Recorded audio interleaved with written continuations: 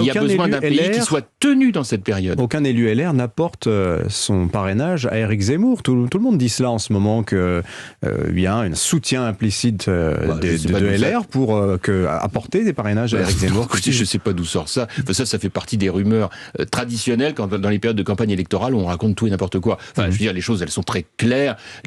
L'histoire de la droite française, je peux en témoigner. J'ai moi-même été à la tête de cette famille politique pendant un certain nombre d'années. C'est d'assumer d'être totalement étanche avec des leaders d'extrême droite, parce qu'on sait très bien que quand on fait des alliances électorales contre nature, si jamais il vient le moment où on doit gouverner, on est dans le mensonge permanent. Vous ne croyez pas à l'union des droites? Vous pensez que c'est un fantasme, c'est sur le papier, mais ce n'est pas faisable? Mais bien, c'est pas que c'est un fantasme, c'est que c'est un danger. L'histoire de France n'est pas une page blanche. On n'est pas obligé de faire comme si on n'avait pas de mémoire.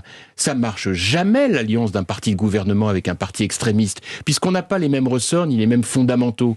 Et donc, il faut arrêter de faire croire que ces sujets-là, ils peuvent être traités de manière banale. Qu'est-ce qu'on a à dire à un Éric Zemmour incapable de faire une proposition concrète ?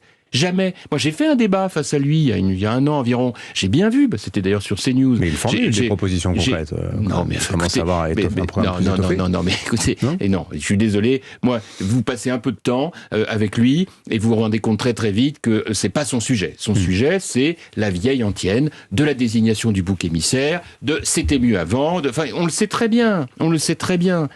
Donc en réalité, il faut pas se mentir. Le sujet de fond, c'est d'avoir à la tête de notre pays à partir du mois d'avril-mai, un gouvernement, une présidente de la République, si c'est Valérie ce que je souhaite, qui soit capable de tenir ce pays. Alors parlons d'assumer absolument les impératifs de réforme profonde pour remettre de l'ordre dans un pays qui va mal et dont les citoyens doutent de l'avenir. Alors parlons de